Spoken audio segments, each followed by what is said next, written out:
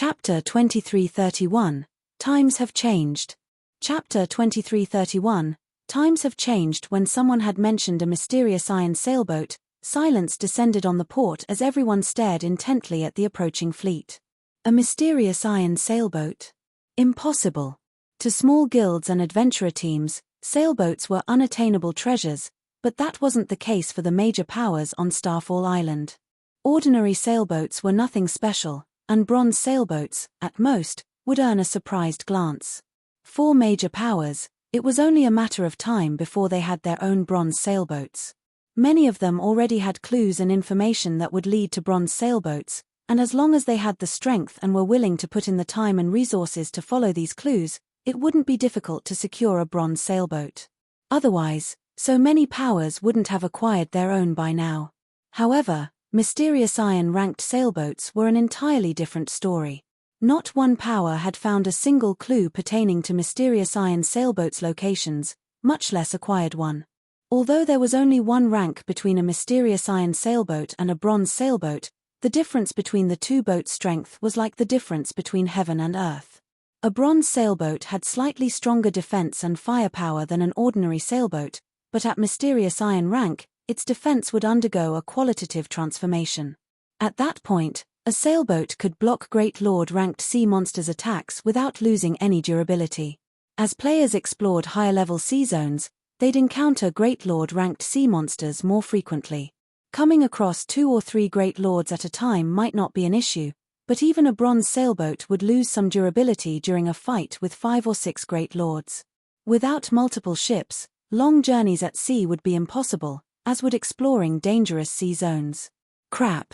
It really is a mysterious iron sailboat. A mysterious iron sailboat.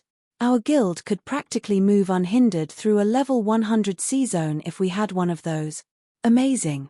Whose fleet is that? They actually sent a mysterious iron sailboat to lead it. The various major powers couldn't help their shock and curiosity as they watched the gradually approaching storm sailboat.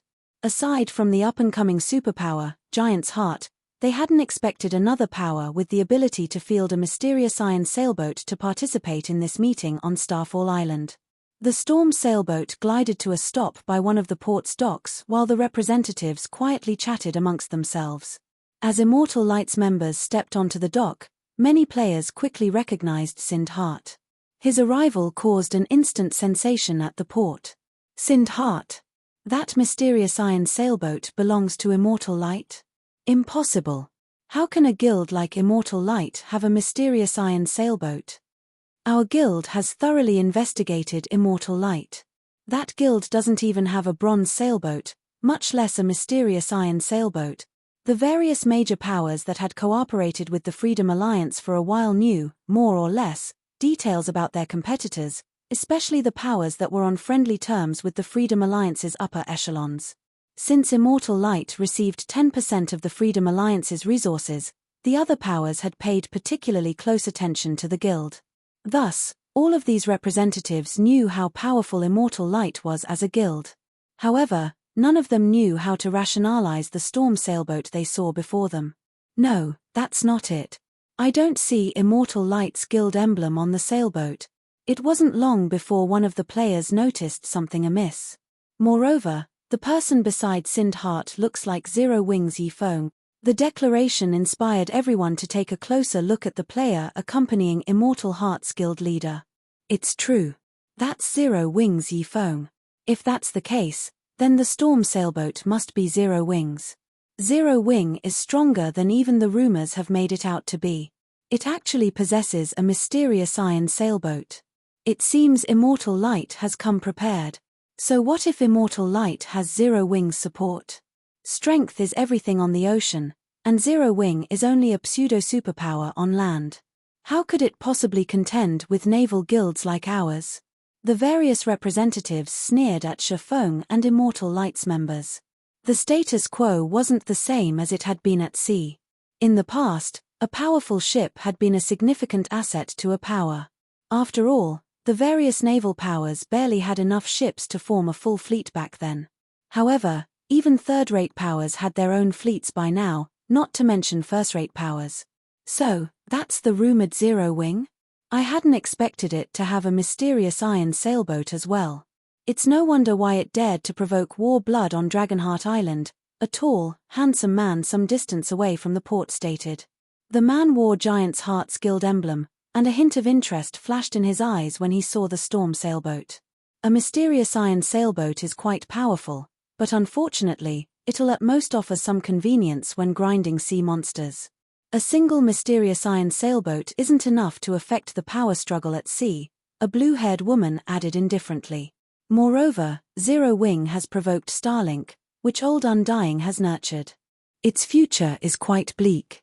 Although Zero Wing's storm sailboat had indeed caused quite a commotion at Starfall Island's port, it was only a minor interlude to the Freedom Alliance's announcement regarding how it would redistribute its resources among its partners.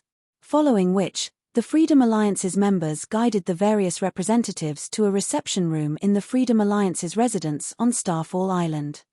Once everyone had arrived, the Freedom Alliance's 12 commanders entered and took their seats on the stage at the front of the room. These expert standards had clearly improved since the last time Shafong had attended one of the Freedom Alliance's meetings. This was especially true for the First Fleet's representatives, who sat in the center of the stage. Although the First Fleet had only sent 2 representatives, both were apex experts. The middle-aged man, the First Fleet's commander, was particularly powerful. The First Fleet's commander only looked to be around 40, but Shafong could sense a wild energy deep within the man.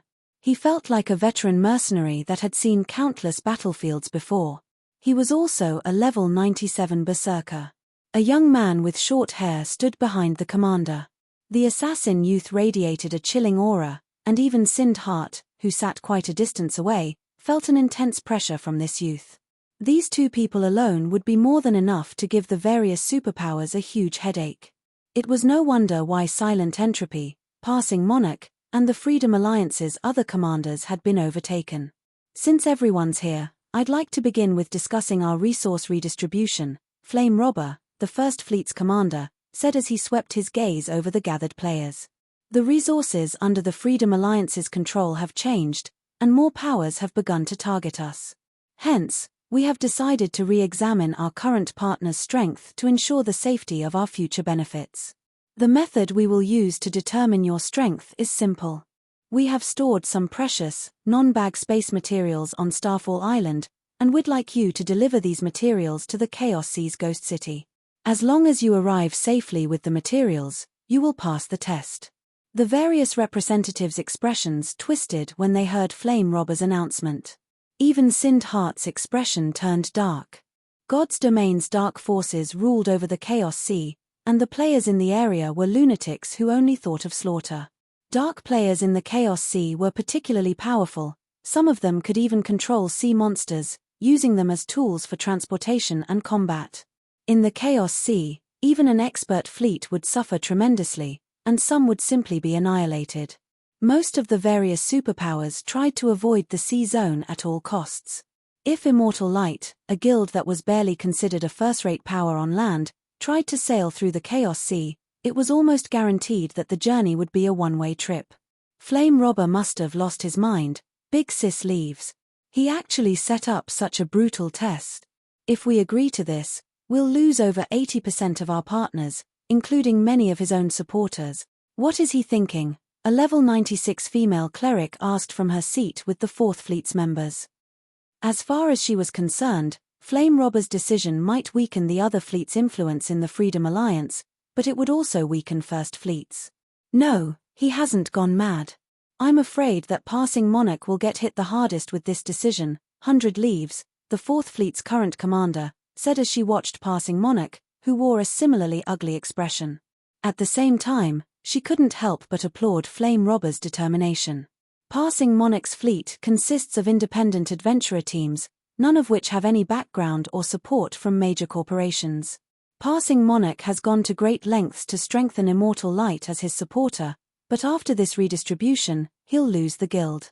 If that's the case, Passing Monarch might also lose his position among the top 5 fleets in the Freedom Alliance during the next resource competition.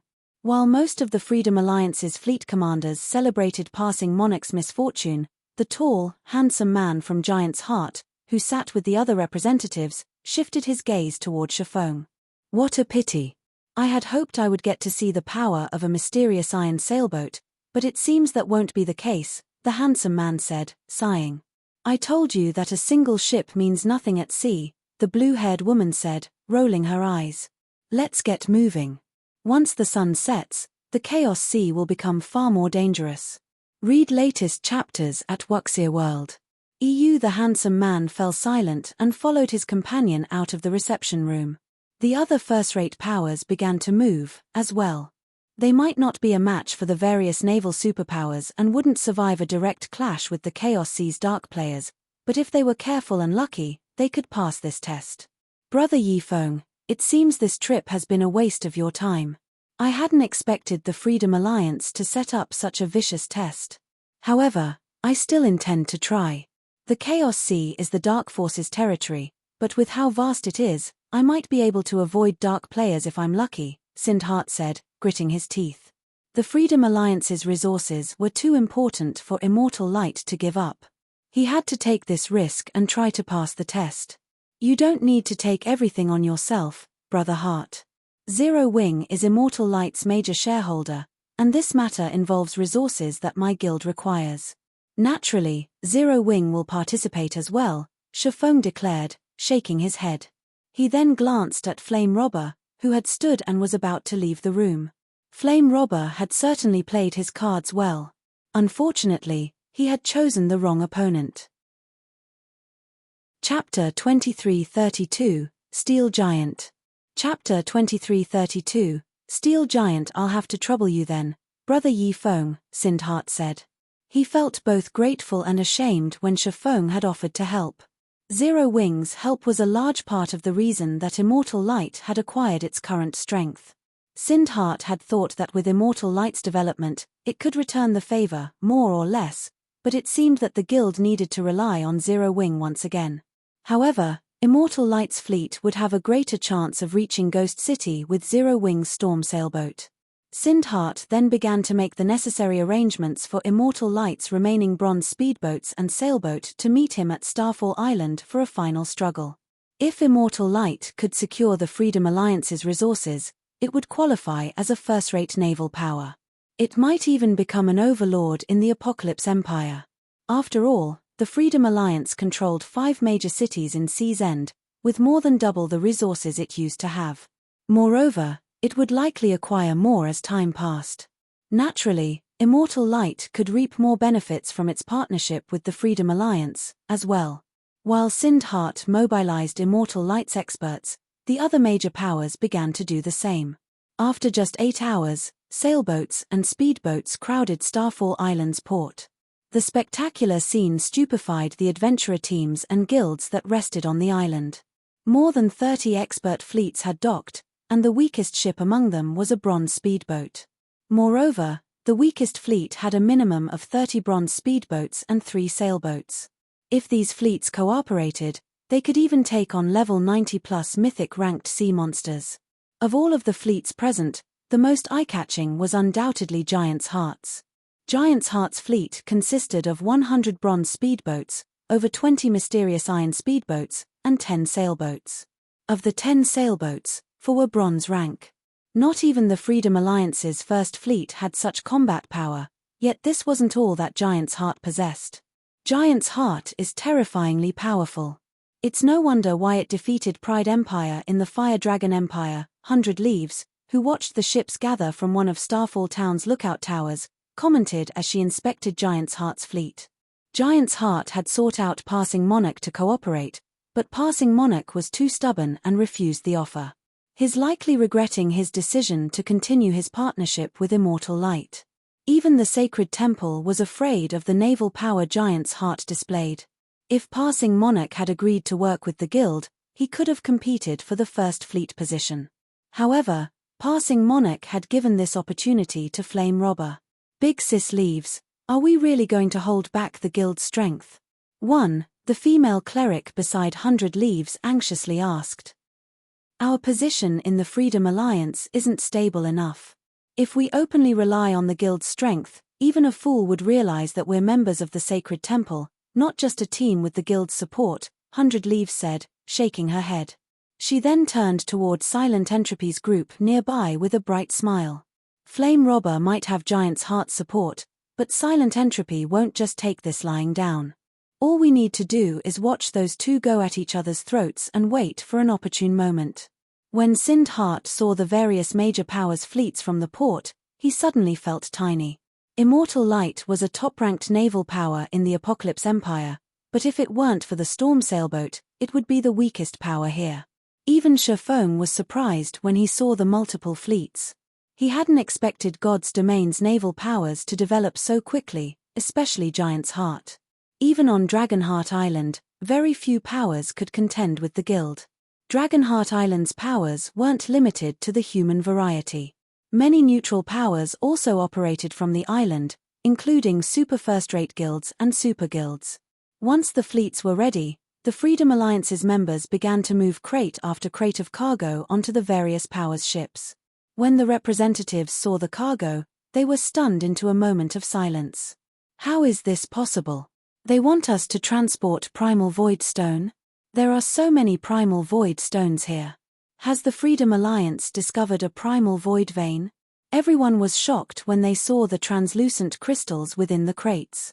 All of these players were either experts or upper echelons from major powers, so they had seen many precious items in God's domain.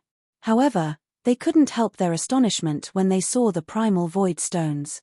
Primal Void Stone was a top-tier material that could be used to construct all sorts of high-ranked workshops.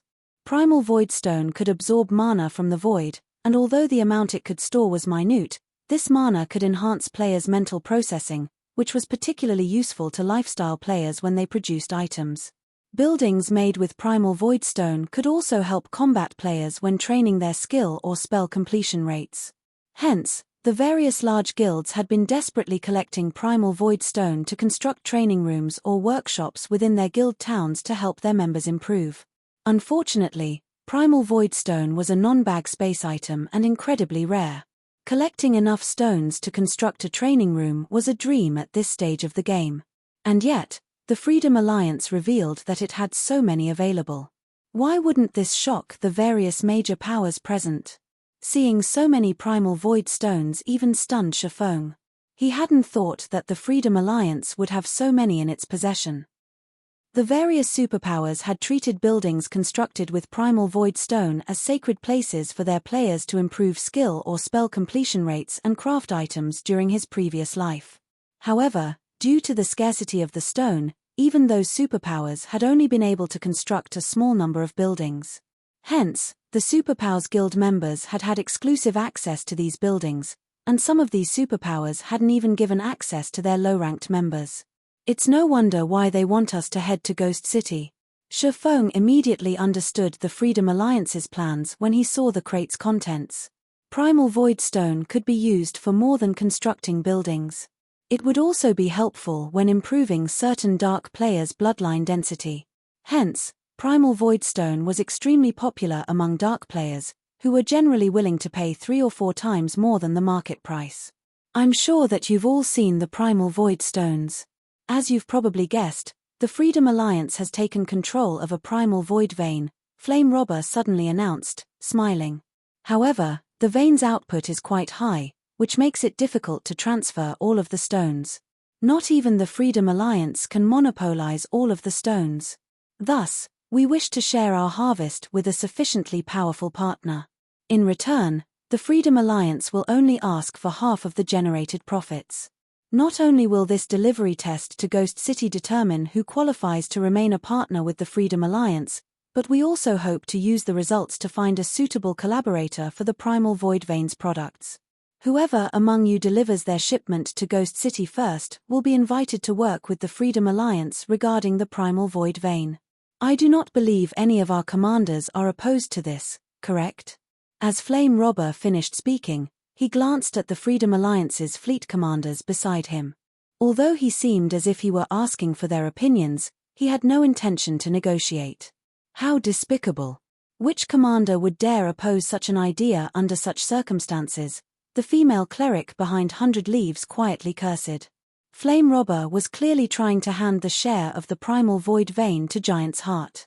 Silent Entropy, who had seemed relatively calm, revealed an ugly expression. On the other hand, the other commanders silently celebrated the decision. The primal void veins harvest would be distributed according to rank, with the first and second fleets gaining the most benefits. The remaining fleets would only acquire a small percentage of the goods, so it didn't really matter if they shared the harvest with a foreign power. This distribution would only harm the top-ranked fleets. None of the various major powers voiced any complaints. Even a fool could tell that Flame Robber was trying to ensure that Giant's Heart received these resources. Anyone that objected now would be setting themselves up for the Freedom Alliance to sever their relationship. Since none of his fellow commanders had anything to say, Flame Robber announced the beginning of the test. Like a raging tide, the various major powers' fleets swarmed toward the Chaos Sea. They all wanted to reach Ghost City by nightfall. Not only would the Chaos Sea's dark players have more of an advantage at night, but more sea monsters would become active, as well. "We should go, Brother Yi Feng." As Sindheart watched the various fleets leave the port, he, too, felt an urgent need to move. "Hold on a second. I have something I'd like to ask Commander Flame Robber before we leave," Shifeng said. Instead of hurrying as everyone else did, he turned to Flame Robber nearby, and asked, "Commander Flame, to acquire partnership rights for the Primal Void Vein, we only need to be the first to deliver our shipment of Void Stones to Ghost City. Is that correct?" Shifeng's question confused the fleet commanders and the representatives that lingered. Why is he asking such a question? Does he think this situation is unfair? What's unfair about it? Strength is everything in God's domain. If he thinks this is unfair, he can bring it up with Giant's Heart. We watch as they beat this brat to death. He has helped Passing Monarch quite a bit in the past. Does he think Passing Monarch will do something to return the favor? All of the Freedom Alliance's commanders remembered Shifeng, especially Identical Summer, the original Second Fleet's commander. It was Shifeng's interference that he had fallen to the Fifth Fleet position. Identical Summer wanted nothing more than watch Shifeng die. Passing Monarch, on the other hand, could only offer a bitter smile. Even Flame Robber was puzzled as to why Shifeng had asked such a question. Read latest chapters at Wuxia World. EU. That's right. So long as you are the first to deliver your shipment of Primal Void Stones to Ghost City, you'll become the Freedom Alliance's partner regarding the Primal Void Vein, Flame Robber firmly stated. "Ah, then I can rest assured," Shifeng said, smiling before he walked toward the crates assigned to Immortal Light. Rest assured? Everyone's confusion grew as they watched Shifeng leave. They couldn't figure out what Flame Robber had said to assure him. Shifeng then moved to a clearing near Immortal Light's shipment. He placed a hand on his bag and began to chant an incantation. 2 seconds later, a crimson, steel ship appeared above him. Even the storm sailboat looked insignificant compared to the gigantic, steel beast. However, that wasn't what fascinated the players watching. What held their attention was the fact that this steel ship was floating above the ground. Chapter 2333, Starfall Shaken a Flying Ship. Chapter 2333, Starfall Shaken a Flying Ship. How is this possible? The Crimson Dragon flying ship's appearance sent Starfall Island into an uproar. The Freedom Alliance's commanders and the players that rested on the island stared at the steel giant with dropped jaws. By now, practically every God's Domain player was familiar with the concept of flying ships. Players who lived in or had visited an NPC city that had an airport would have seen flying ships soar through the sky, and almost every player that had seen one dreamed of one day traveling through God's Domain aboard their own flying ship. Zero Wing actually has a flying ship. Big Sis leaves. Short Clarity, the female cleric standing behind 100 Leaves, exclaimed, staring at the distant Crimson Dragon flying ship in astonishment. Am I dreaming? Everyone, ordinary and superpowers alike, was desperately searching for flying mounts nowadays. Naturally, the Sacred Temple was no exception, but it had yet to find a single one. And yet, Zero Wing already had a flying ship. For a moment, Short Clarity wondered if the main god system were playing a joke on her. A flying ship. It's no wonder why Zero Wing dared to provoke both War Blood and Starlink on Dragonheart Island. 100 Leaves was similarly shocked. Zero Wing has fooled everyone. Although Dragonheart Island was very far away from Sea's End, as one of the sacred temple's upper echelons, 100 Leaves would have been informed of matters on Dragonheart Island. The sacred temple had launched a detailed investigation on Zero Wing. It was the first guild in God's domain to obtain a flying mount, after all, which would have a major impact on the game. However, after watching Zero Wing blatantly provoke War Blood and Starlink, even the sacred temple had begun to wonder where Zero Wing found its confidence. A flying mount might possess incredible combat power and significantly reduce players' travel time, but it was only a mount. It did not have enough combat power for a single player to face an entire superpower, much less two. However, the same couldn't be said for a flying ship. Such a vessel was a bona fide war weapon. Sindhart, who stood a short distance from Shafong, was just as stupefied. The two great experts behind him couldn't even piece a thought together as they stared at the Crimson Dragon flying ship. They had been able to accept the fact that Shafong had the Storm sailboat. The guild had revealed that it owned a bronze sailboat a long time ago, after all. It wasn't that surprising to learn that Zero Wing had a mysterious iron sailboat. But Shafong had just pulled a flying ship from his bag. What was up with that? Meanwhile, Shafong quickly loaded the primal void stones on the Crimson Dragon flying ship. Silence descended on the port as the nearby pairs watched him do it. To everyone's surprise, the shipment that would require 3 sailboats to transport fit on the single Crimson Dragon flying ship. "Brotherheart, let's go," Shafong called out once he finished transferring the crates. Shafong's shout shook everyone from their stupor.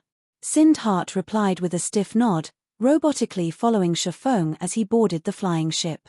Once Immortal Light's other members figured out what was happening, they scurried aboard the flying ship as well. As everyone watched, over 100 Immortal Light members took their places on the Crimson Dragon flying ship. From the flying ship's deck, Immortal Light's members noticed the spectators' envious gazes. At the moment, they felt as if they had reached the peak of their lifetimes. Crap! Immortal Light's members are so lucky. They actually get to ride a flying ship. I wish I could ride the flying ship, too. My friends would die from jealousy if they saw me on one.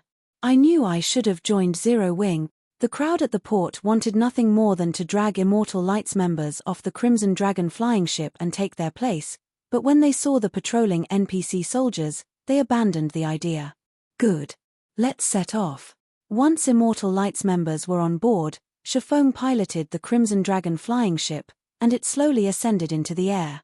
As the flying ship rose roughly a kilometer above the ground, he ramped up the engine. The flying ship transformed into a crimson blur as it shot forth, crossing 300 yards in the blink of an eye. It was far faster than an extraordinary flying mount. After a few short seconds, the Crimson Dragon flying ship vanished over the horizon.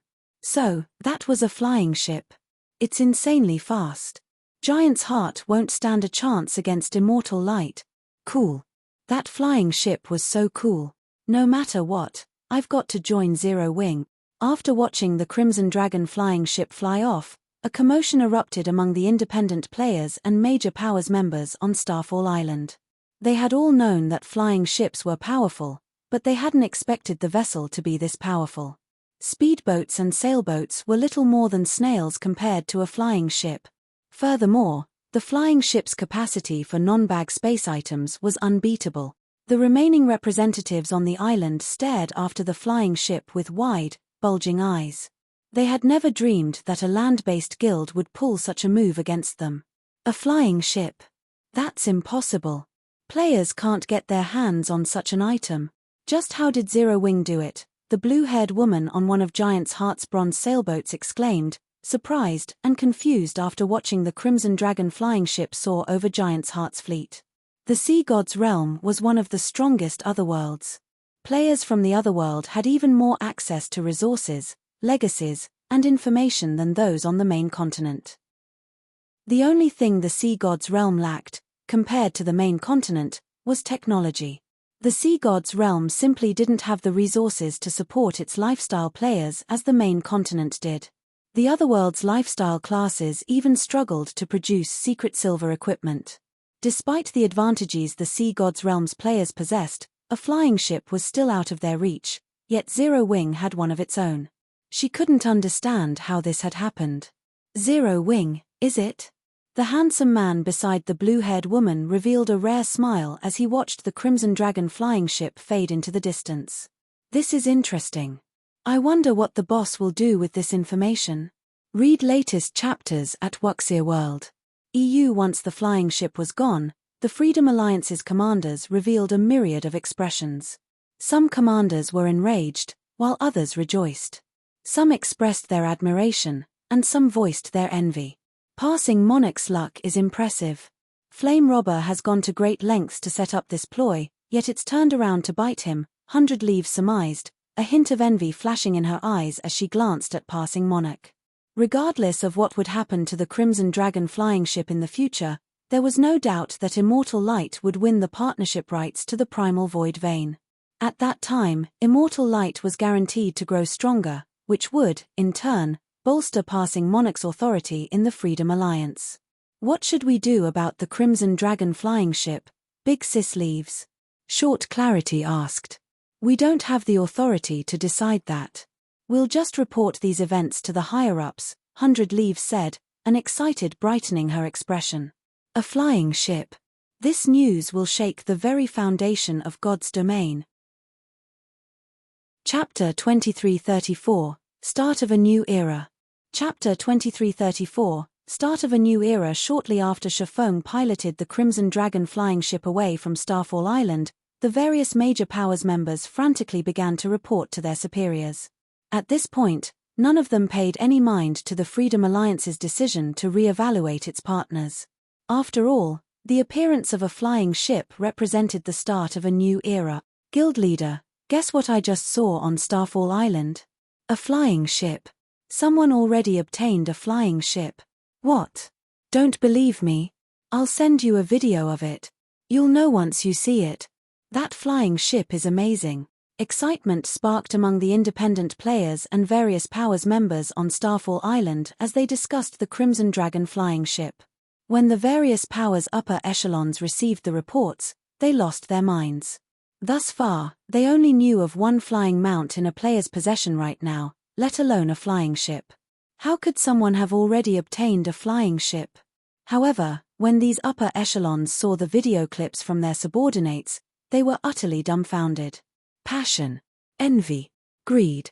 These emotions overwhelmed the various major powers' upper echelons as they watched the recordings of the Crimson Dragon flying ship. Almost immediately, they ordered all-out investigations on Zero Wing. They were all determined to learn how Zero Wing had gotten its hands on the flying ship. Some powers even offered a reward of several epic weapons and equipment for any information related to the vessel on the public forums. When Shifeng saw the posts, the rewards even tempted him, and for a moment, he even considered selling the information himself. While these major powers looked into Zero Wing and its Crimson Dragon flying ship, Shifeng's group reached the expansive Chaos Sea. The Chaos Sea was the Dark Forces territory, and the sea zone was a mess of chaotic and violent energy, which was harmful to normal players' mental states. It wouldn't affect dark players, however. Rather, it would strengthen them, which was why normal players tended to avoid the area. As a sea zone, the Chaos Sea was a dangerous place to grind. Once enemy players surrounded newcomers, there'd be nowhere to run for cover. The Chaos Sea was a forbidden land for normal players. The instant the Crimson Dragon flying ship crossed into the Chaos Sea, Sindhart and his companions felt an indescribable weight bear down on them. Their senses became less sensitive, as well, which made it impossible to exhibit their normal combat power. So, this is the Chaos Sea. Sindhart was relieved he was aboard the Crimson Dragon flying ship as he gazed at the thin layer of fog that covered the ocean below. The Chaos Sea was far more dangerous than he had expected. The thin fog that covered the water wasn't actual fog, it was the physical manifestation of some kind of chaotic energy. This chaotic energy had a powerful influence on normal players. While surrounded by the fog, he could, at most, see up to 1,000 yards away. However, it wouldn't affect dark players in the slightest. In other words, dark players would discover normal players in the Chaos Sea long before normal players could realize they were being targeted. The dark players would have the initiative in battle, and normal players would have no way to escape. After a few minutes, Sindhart and the others noticed a group of players ganging up on a level 93 mythic ranked sea monster. Every one of those players rode an 8-meter-tall demonic creature into battle. Players had nicknamed these demonic creatures mini sea monsters. The demonic creatures were incredibly powerful, with the weakest among them possessing the strength of a lord. The stronger creatures could even rival a great lord's strength. They were far more powerful than land mounts.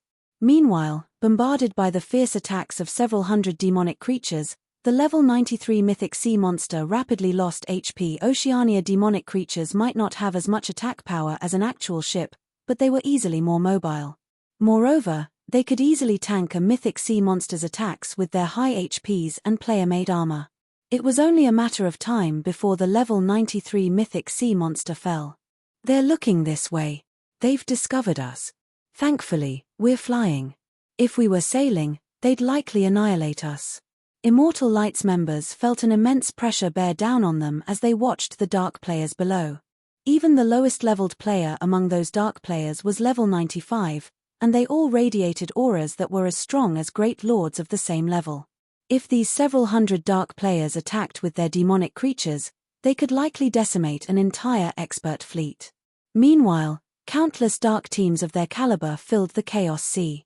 Just the thought of sailing through all of those players made their scalps tingle. Fortunately, Immortal Lights members rode Zero Wings flying ship. Even if those dark players had noticed them, they couldn't do anything about it. The dark players could only stare as they flew away. The dark players fighting the mythic sea monster were even more shocked than Immortal Lights players. A flying ship. What's going on? I thought only one player in God's domain has found a flying mount thus far. How does someone already have a flying ship? They're not here to kill steel, are they? The dark players nervously watched the steel giant fly across the sky. They were all afraid that the vessel's pilot had set their sights on their team. Their team had gone to great lengths to locate this mythic sea monster, and they were banking on it to elevate their overall combat power so they could contest for better hunting grounds later. If that flying ship decided to steal the kill, they'd only be able to cry as they watched someone else claim their prey. None of them were afraid of a fight, but a battle was only worth fighting if they had a chance. Read latest chapters at Wuxia World. A flying ship was a war weapon and an overlord of the sky. Its combat power was on an entirely different level. Their demonic creatures wouldn't be much help, either. Demonic creatures were quite mobile, but they had very few long-range attacks.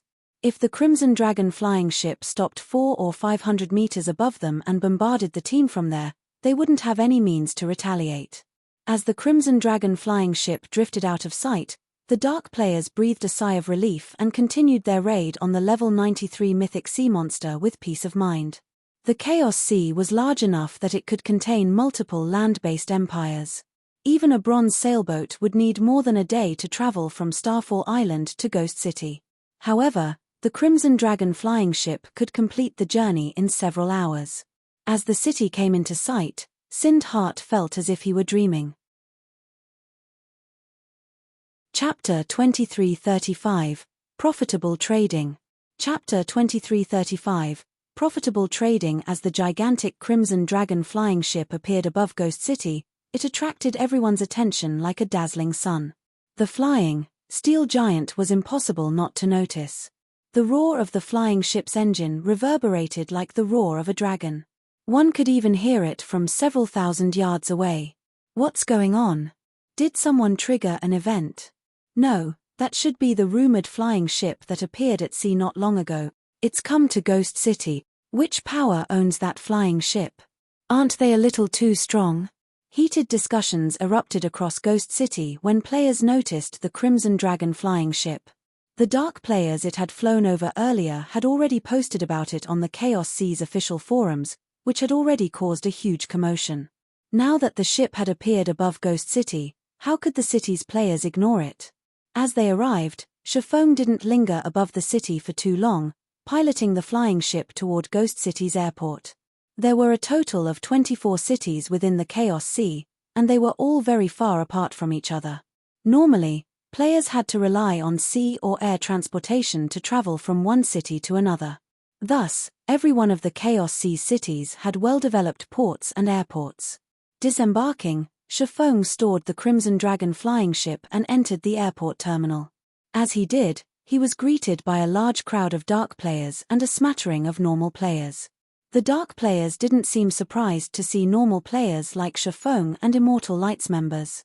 It wasn't unusual for players to risk the trip through the Chaos Sea for a profit. Player-owned counters filled the terminal, all selling a variety of precious items. Ghost City's airport was just as lively as the auction houses in the capital city of kingdoms. This place is bustling. Sindhart could not believe his eyes when he saw the number of players and precious items in the terminal.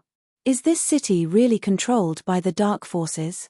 From his impression of the Dark Forces, their territories should be chaotic, filled with endless slaughter. They shouldn't look anything like this prosperous city. Moreover, the items available for purchase were so valuable that even Sindhart, Immortal Light's guild leader, was tempted. These vendors sold secret silver mounts and Tier 3 summoning scrolls that were quite rare in the Apocalypse Empire. Moreover, these items were available in abundance. He even spotted one player selling over a dozen bronze speedboats, which weren't available at all in the Apocalypse Empire. The rest of Immortal Light's members were just as excited, wanting nothing more than to claim every one of these items. Only Shifeng maintained his composure when he saw the wide variety of products for sale in the airport terminal. Chaos did reign over the Dark Forces' territories, but that chaos stopped at a city's borders. As the only safe havens for dark players to rest, the Dark Forces ensured safety within their NPC cities, allowing players to conduct their business. Due to how few cities there were in the Chaos Sea, it was only natural that these cities would prosper. In addition, dark players had very different values than their normal counterparts. Some items that were quite important to normal players had no value to dark players. Since the Chaos Sea's dark players used oceanic demonic creatures as their preferred mode of transportation at sea, land mounts and ships were worthless to them. Moreover, dark players prioritized their own strength over all else, so they weren't particularly interested in external tools.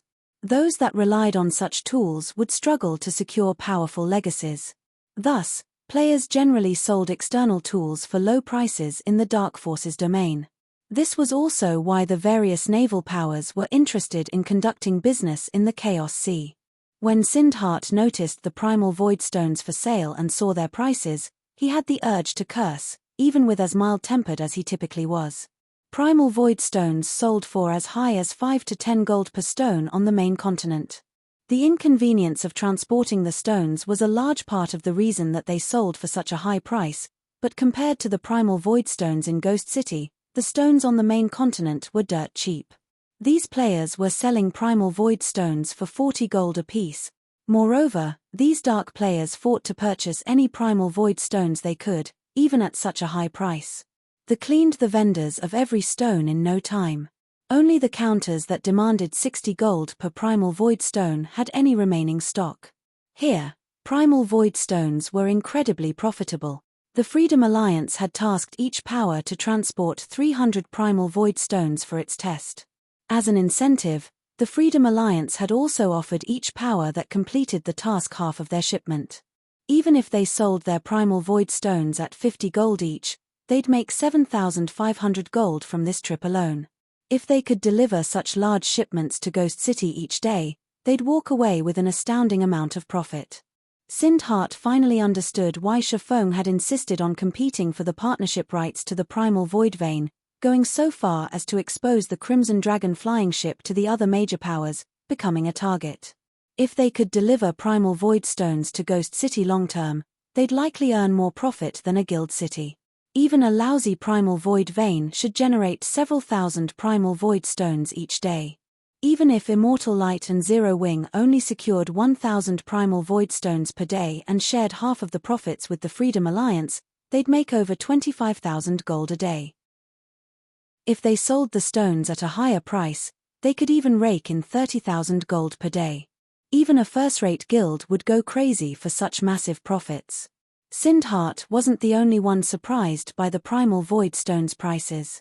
The situation even shocked Shifeng.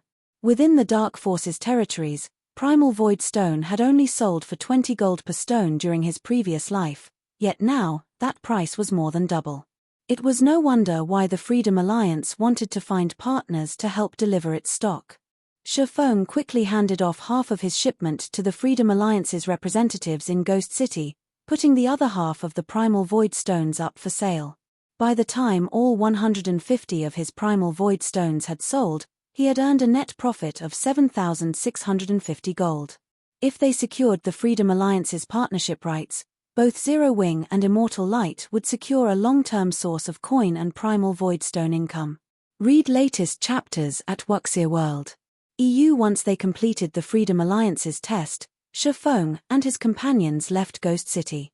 They wanted to sign their partnership contract with the Freedom Alliance as soon as possible, so they used return scrolls to teleport back to Blue Jade City. From there, they flew to Starfall Island aboard the Crimson Dragon flying ship. As soon as they arrived in Starfall Town, they sensed a tense atmosphere around the town. For some reason, the various major powers representatives now stood outside of the entrance to Freedom Alliance's residence. These representatives didn't seem surprised or envious as they watched Shifeng and the others return. Rather, some of them sneered at the group, while others watched with pity. Shifeng approached the residence's entrance, and 5 players, a woman and 4 men, wearing Giant's Heart's guild emblem blocked his way. The woman was the player with blue hair that Shifeng had met during the meeting, and the 4 men behind her were all level 97 players, radiating auras that were no weaker than a great lords of the same level. Unlike Sindhart, who only had the combat power of a peak expert, all 4 of the men were bona fide peak experts. "You're back. Come with me. Our boss wants to meet with you," the blue-haired woman coldly stated as she glanced at Shifeng. Chapter 2336, Giant's Invitation. Chapter 2336, Giant's Invitation. When they heard the blue-haired woman's declaration, the various powers representatives glanced at Shifeng with varying expressions. Sure enough, Giant's Heart is making its move. I knew this would happen. With the Primal Void Stone's potential profits, neither the First Fleet nor Giant's Heart can let this go so easily. Zero Wing doesn't know how to take a hint. Flame Robber is clearly trying to share the Primal Void vein with Giant's Heart, yet Zero Wing dared to interfere. All of these powers wanted the partnership rights to the Primal Void vein as well, but they knew that they couldn't get their hands on it with a superpower like Giant's Heart already in the way.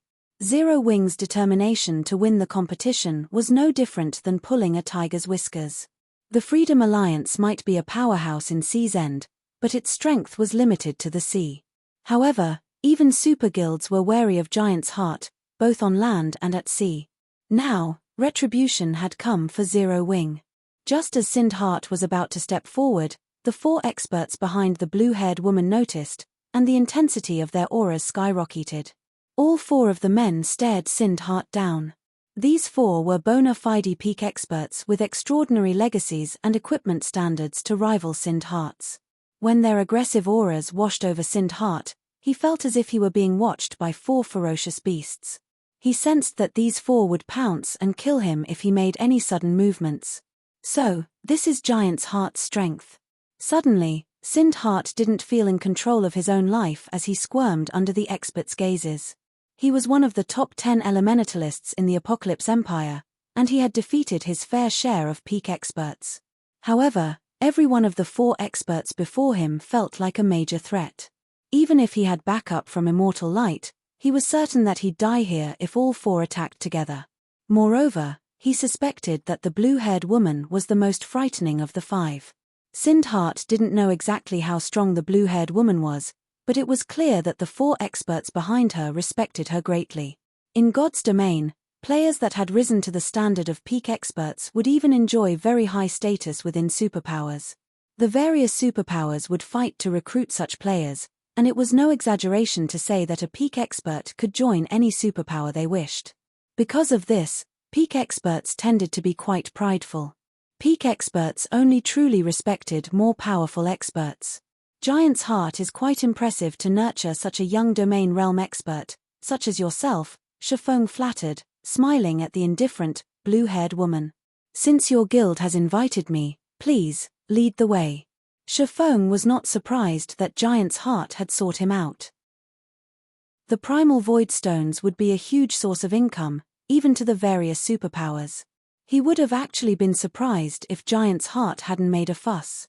Astonished, Heart glanced between Shifeng and the blue-haired woman.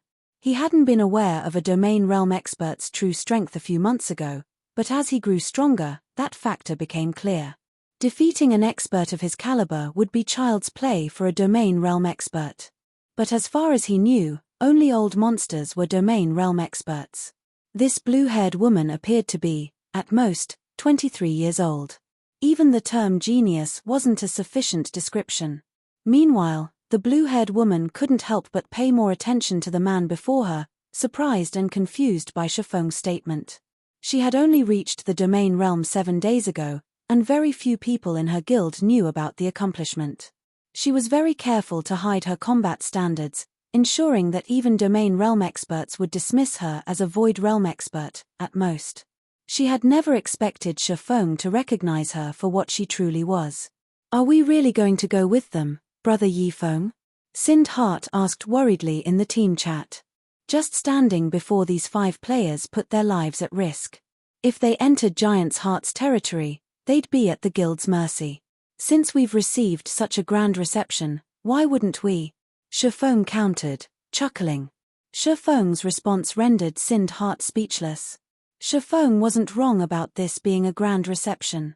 A guild wouldn't even send 4 peak experts and a domain realm expert to escort the guild leaders of the Apocalypse Empire's top-ranked first-rate guilds. However, this party clearly harbored ill intentions. "Let's go. Our boss doesn't have much time to waste," the blue-haired woman said, annoyed. She had wanted no part in this situation in the first place. As far as she was concerned, Giant's Heart already showed enough respect by sending 4 peak experts to escort Shifeng, but her superiors had given her a command, and she hadn't had a choice.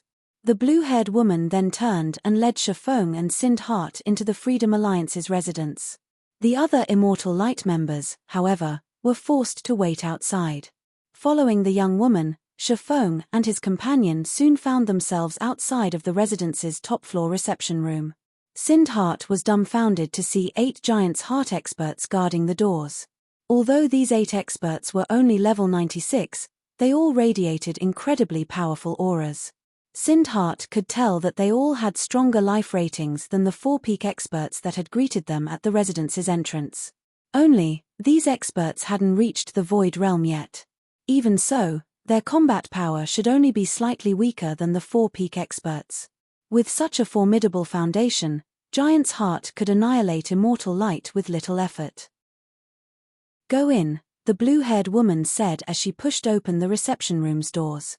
Nodding, Shifeng entered the room with Heart by his side. From the nearby hallway, several Freedom Alliance commanders watched this unfold. "Ha ha ha. It seems passing Monarch will be disappointed," Identical Summer, the current 5th Fleet's commander, commented, laughing. When he had seen Zero Wing's flying ship and knew it would win the partnership rights to the primal void vein, he had nearly gone mad, but now that Giant's Heart had stepped in, he couldn't wait to see how Zero Wing intended to get out of this mess. At the end of the day, some things are simply impossible to obtain. If Zero Wing gives up the partnership rights, it should be able to continue working with the Freedom Alliance, 100 Leaves surmised with a sigh. Zero Wing had won the partnership rights, but the guild was still too naive. In one of the past's virtual reality games, the various superpowers would have likely let the matter slide, but in God's domain, there were just too many benefits and secrets. It would not be easy for non-superpowers to claim such a valuable resource in this game. Meanwhile, a handsome, white-haired man reclined on one of the sofas in the reception room. The moment Heart entered the room, he was overwhelmed by a strange, stifling sensation. "Is that man a monster?" Heart felt cold sweat slide down his back as he looked at the white-haired man before him. The man didn't reveal any killing intent or seem dissatisfied, yet Heart was terrified. His instincts screamed at him to stay away from that man and run. "So, you're Zero Wing's Yifeng? I am Ite Autumn, one of Giant's Heart's vice guild leaders," the White High introduced himself. He sipped from his teacup before smiling at his guests and continued, "I've heard about you before. It seems you have a lot of authority in Zero Wing and have even led some of the guild's major operations. Read latest chapters at Wuxia World. EU. That's right, Shifeng confirmed, nodding. That makes this simple. I have come here in hopes of purchasing Zero Wing's Crimson Dragon flying ship. Are you willing to sell it? If you agree, not only will Giant's Heart help you stabilize your claim on the Primal Void Vein's benefits, but will also sell you some Ocean Boundary Stones, a resource unique to the Sea God's realm, White Autumn explained. Ocean Boundary Stone is a precious item that can help players learn combat techniques more efficiently. It can even help peak experts master the incredibly complex bronze combat techniques. When the blue-haired woman heard White Autumn's offer to sell Ocean Boundary Stones, she was stunned. Ocean Boundary Stones were extremely rare in the Sea God's realm, just as rare as epic equipment. Even Giant's Heart only had a small number on hand and had refused to sell its stock to outsiders. Your offer is quite attractive, Vice Guild Leader White, but Zero Wing has no intention of selling the Crimson Dragon flying ship. Shifeng shook his head, rejecting the offer without a second thought. Chapter 2337, Ocean Boundary Stone. Chapter 2337, Ocean Boundary Stone. Silence filled the room after Shifeng had rejected Giant's Heart's offer. Sind Heart looked particularly gloomy. He hadn't expected Shifeng to refuse White Autumn so curtly. The blue-haired woman behind White Autumn could only stare at Shifeng in astonishment. Shifeng should have been ecstatic to accept White Autumn's offer. Giant's Heart was incredibly powerful, even strong enough to contend with super guilds. It ruled over all of the Sea God's realm. If Zero Wing had agreed to trade with Giant's Heart, it would have earned the superpower's favor, which countless powers dreamed of. This was especially true now that God's domain had entered such a chaotic era with the planar passages opening. A flying ship was very valuable, but the various superpowers now knew of it and had begun to set their sights on Zero Wing. Holding on to the flying ship wouldn't be easy for the guild. If Zero Wing had accepted the offer, not only would it have gained Giant's Heart's favor, but it would have also secured a ton of resources to help its experts grow stronger. Not even Starlink would have casually attacked Zero Wing, much less War Blood, yet Shifeng had rejected the offer without any hesitation. Is he unaware of our guild's strength? It was the only possibility the blue-haired woman could think of. There was no other reason that Shifeng would refuse such an excellent opportunity. Zero Wing doesn't intend to sell it. How unfortunate, White Autumn said, sighing. Contrary to everyone's expectations, he didn't seem angry about Shifeng's response. Rather, he maintained his composure as he continued, since that is the case, may I ask to borrow the flying ship to complete a quest? I'm willing to offer 5 Ocean Boundary Stones as remuneration. Help with a quest? After giving the matter some thought, Shifeng said, I don't see an issue with that. How long will the quest take to complete? Shifeng did find the Ocean Boundary Stones tempting. They were the 5th best tool in God's domain to improve players' efficiency with learning combat techniques. 2 Ocean Boundary Stones had been as valuable as a piece of level 100 plus epic equipment during his previous life, but even when offered such a trade, very few powers had been willing to part with their stones. White Autumn's offer of 5 Ocean Boundary Stones was the equivalent of 2.5 pieces of level 100 plus epic equipment, which was a considerably high price to rent a flying ship. With 5 Ocean Boundary Stones, 5 of Shifeng's peak experts could learn a bronze combat technique and acquire the combat power to face domain realm experts. Most powers lacked bronze combat techniques, but Zero Wing wasn't one of them. The guild had found quite a few bronze legacy tablets thus far and had the secret technique, Lightning Flash. Shifeng was the only guild member to grasp the technique. If Fire Dance or Gentle Snow could master it as well, they'd display extraordinary combat power with the help of their fragmented legendary items. It'll take roughly 3 days. If we can complete the quest ahead of time, I'm willing to offer an additional Ocean Boundary Stone, White Autumn said after some mental calculations. Chuckling, he continued, even if we fail the quest, I will pay you 1 Ocean Boundary Stone in exchange for the flying ship's rental and any damage it sustains. We have a deal, Shifeng agreed. Ocean Boundary Stones were an incredibly important resource to the various super guilds, not to mention Zero Wing. May I know when this quest will begin? If Zero Wing had had enough materials to produce 2 Crimson Dragon flying ships, Shifeng would have agreed to trade one for a large batch of ocean boundary stones, using them to nurture a large force of peak experts. We'll set off in 15 hours, White Autumn answered. Our destination is a very dangerous one. I should take this time to rest and prepare. All right. Let's sign a contract now, then, Shifeng said after a quick look through his schedule. He had some free time, so he might as well use it to make some extra income. White Autumn and Shifeng signed the contract, and now that they were bound, Giant's Heart could proceed with the quest with peace of mind.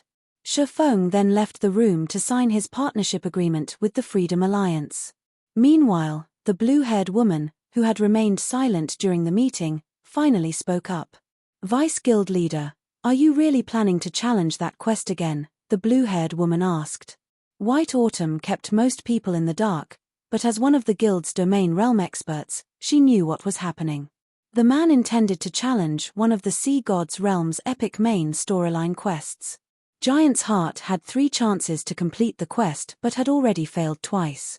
Clearly, White Autumn hadn't given up, but if they failed again, the quest would vanish. Our chances of success will be much higher with a flying ship on our side. Moreover, we're running out of time to complete the quest, White Autumn said, chuckling. If we can complete it, Giant's Heart will have all it needs to establish itself in the Fire Dragon Empire. Even if the Pride Empire sends everything it has at us, it won't have the power to remove us from the Empire. But is it really okay to take Yifeng with us? The blue-haired woman asked worriedly. Only 10 players can enter that place, and without a special legacy, not even a peak expert will last more than 10 seconds. If he dies, he'll be thrown out of the area without any opportunity for a healer to resurrect him. Things will become difficult once we're inside, but I'll have Blue Claw and the others share the burden. You've also reached the domain realm. With our current strength, we should be able to complete the quest, White Autumn insisted. I'll notify Blue Claw and the others, then, the blue-haired woman said, nodding. Inwardly, she prayed that Shifeng would not hold them back. Elsewhere, the various major powers and the Freedom Alliance's commanders were shocked as Shifeng signed the contract for the Primal Void Vein partnership rights.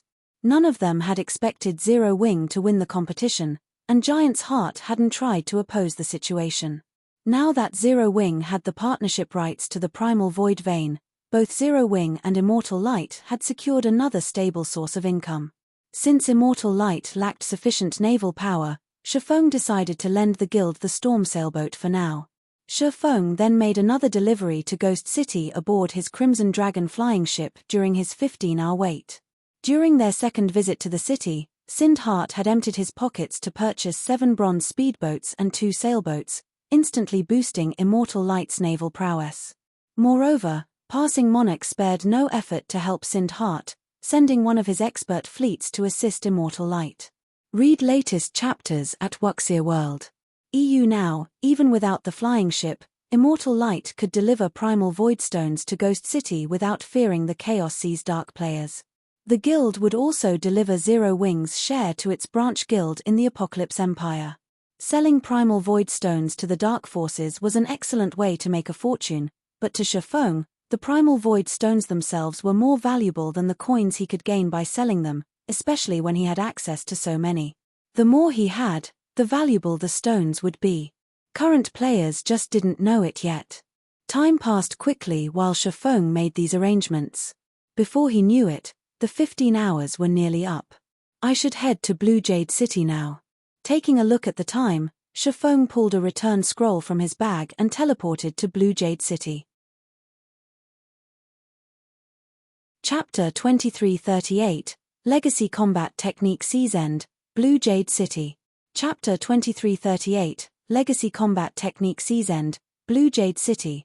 After appearing in Blue Jade City's teleportation hall, Shifeng noticed the blue-haired woman from Giant's Heart. She carried a legacy crystal ball and was in the midst of learning a combat technique. A legacy combat technique. Shifeng was stunned to see the crystal ball in the woman's hands. God's Domain's combat techniques fell into various categories, each rarer than the last: offensive techniques, defensive techniques, footwork, and physical techniques. The rarest and most unique of these were legacy combat techniques. Legacy combat techniques were a special type, unlike ordinary combat techniques. They were limited to specific classes. Players without the appropriate class couldn't learn one even if they obtained it. Every legacy combat technique was as rare as a fragmented legendary item, and they didn't possess fixed ranks. The standard of the techniques depended on the user's mastery of them. All legacy combat techniques started out at bronze rank, and the greater a player's master was, the more power they could wield with the technique. According to rumors Shifeng had heard, a player could acquire the strength to transcend tiers if they could fully master a legacy combat technique, even without relying on fragmented legendary or legendary items. Shifeng had never thought that he'd run into the woman form giant's heart carrying a legacy combat technique around. By the looks of it, she'd already gained a certain level of mastery over the technique, too. "You're here." The blue-haired woman stored the legacy crystal ball in her bag when she noticed Shifeng. Her tone serious, she continued, "Since you'll be questing with us, I should formally introduce myself. I am Lin Ya, the Vice Commander of Giant's Heart's main force. The quest we'll be doing is unusually difficult. Even domain realm experts can lose their lives if they're not careful. I hope you won't act recklessly during the quest. We won't be able to save you. All you'll need to do is survive. Rest assured. I might not be particularly skilled in all aspects, but I'm quite good at keeping myself alive," Shifeng replied, smiling. Lin Ya's warning made him a bit curious. Domain realm experts stood at the apex of God's domain. An average geared domain realm expert's performance would be even better than that of a peak expert in full, top-tier equipment during a high-ranked quest. There were very few quests of the same level that could threaten an apex expert fully geared in top-tier equipment. "Good. Let's go." Lin Ya had nothing more to say after hearing Shifeng's confident response. She then led him toward the Continental Teleportation Array, and they traveled to the Fire Dragon Empire. Once they arrived, Lin Ya pulled a teleportation stone from her bag and teleported both of them to a heavenly land of verdant mountains and clear rivers. System: You have discovered the Sea God's realm. System: As you have reached Tier 3 and are not indigenous to the Sea God's realm, the world's power works against you, weakening your physique by 30% and basic attributes by 20%. We've teleported directly to the Sea God's realm. Giant's Heart's generosity surprised Shifeng as he looked at his system map. Teleportation stones were incredibly valuable in God's domain. As long as the registered location was within range, players could use teleportation stones to transport a maximum of 5 players. Planar teleportation stones were the stronger version. Planar teleportation stones allowed players to cross dimensions and travel to a registered otherworld instantly. Although they couldn't be used in areas that prohibited teleportation, planar teleportation stones were a powerful life-saving tool. And yet, Lin Ya had used one so casually. After their arrival, Shifeng noticed 8 other players on the mountaintop, sitting before an ancient ruin. While Autumn was one of them. Of the remaining 7, the weakest was a peak expert who was very close to reaching the domain realm. To Shifeng's surprise, not all of the 7 were members of Giant's Heart. 2 of them were independent players. Neither of the independent players had reached the domain realm yet, but they had slightly superior life ratings to Lin Ya's. The ambient water-type mana seemed to gather around those 2 players. Sea God's direct kin. The Sea God's realm really is extraordinary. It's no wonder why Giant's Heart can contend with Pride Empire. Shifeng could not help but re-evaluate his view of the Sea God's realm upon noticing the 2 independent players. All Sea God's kin had received the Sea God's blessing. Becoming a Sea God's kin was like completing a trial of God. Of course, a hero received blessings from multiple gods. A single god's blessing wasn't enough. Even so, players who became Sea God's kin received a huge boost to their life ratings and could rival demon players in their demon forms. Those that were stronger than a god's kin were a god's direct kin. Direct kin were cherished by their patron gods, receiving some of the god's blood. Direct kin could continue to grow stronger and rival actual heroes. Shifeng had never expected to encounter independent players that had successfully become the Sea God's direct kin. Regardless of how powerful a sea god's direct kin would be in the sea god's realm, not even Aqua Rose would be a match for these independent players on the main continent's sea. Everyone's finally arrived. But White, why are we taking an outsider with us? What will you do if we fail this quest? Silent Rain, a level 97 elementalist and one of the two independent players, asked. Giant's Heart's members flashed the elementalist a dark look when they heard her question, but despite their annoyance at Silent Rain's rudeness, none of them moved to teach him a lesson. That bastard. Just because he became a direct kin, he dares to disrespect our vice guild leader. Lin Ya grumbled to herself. She wanted nothing more than to teach Silent Rain a lesson, but the sea god's direct kin were highly favored in the sea god's realm. Even domain realm experts who were also sea god's kin were no match for the combat power Silent Rain commanded, even though he hadn't yet reached the domain realm. In fact, not even 4 such domain realm experts working together would be a match for the man. I believe you've heard of the flying ship that appeared while you were in the Fire Dragon Empire, White Autumn calmly stated. Yi Feng owns that flying ship, which is why I've specifically invited him to help us on this quest. I have specifically invited him to help us with this quest. A flying ship. Shocked, the 7 players turned toward Shifeng. The Crimson Dragon flying ship's appearance had caused a huge commotion in the Fire Dragon Empire. Practically everyone in the Empire had heard of it by now. Aside from the convenient transportation it offered, the flying ship's combat power alone left everyone speechless. Based on what players had learned of the flying ship thus far, only mythic-ranked flying monsters would have any chance against it, and they wouldn't even have the power to destroy the Crimson Dragon flying ship. A flying ship. It seems that you're quite impressive, kid, Silent Rain said to Shifeng, a hint of envy and greed flashing in his eyes. With less than a handful of flying mounts in God's domain, a flying ship was a priceless treasure. If he had one of his own, he could walk through God's domain unhindered as long as the various superpowers didn't go all out to stop him. Alright, we don't have much time left. Let's hurry and go in. Otherwise, we'll have to wait another 2 days before we can enter. The other independent player, a level 97 berserker, quickly interrupted when he noticed the tension between his comrades. Read latest chapters at Wuxia World. We are running out of time, Silent Rain agreed after taking a look at the time. He then smiled at Shifeng, saying, once we're in, all you need to do is follow me, kid. I'll keep you safe. That's none of your concern, Rain. We'll handle Yi Feng's protection. You just need to do your own job, a stern man in his 30s coldly stated from beside White Autumn. Blue, do you think anyone in the sea god's realm is stronger than me? Silent Rain shot back disdainfully, glancing at the stern man named Blue Claw. As Blue Claw was about to offer a harsh reply, White Autumn interjected, enough. We will proceed as planned. Let's hurry and get inside. Although White Autumn hadn't spoken loudly, every one of the 9 players felt his authority. Neither Silent Rain nor Blue Claw said anything more. The team quietly entered the ruin, one after another, and Shifeng followed Lin Ya into the cave. Chapter 2339, Go ahead if you can. Chapter 2339, Go ahead if you can. The cave was dimly lit. After everyone in the team entered it, a magic barrier appeared and sealed off its mouth. Now, players would no longer be able to enter or exit the cave unless they found the mechanism to remove the barrier. Inside this dim environment, even Tier 2 experts couldn't see more than 30 yards away, a considerably disadvantageous situation to current players.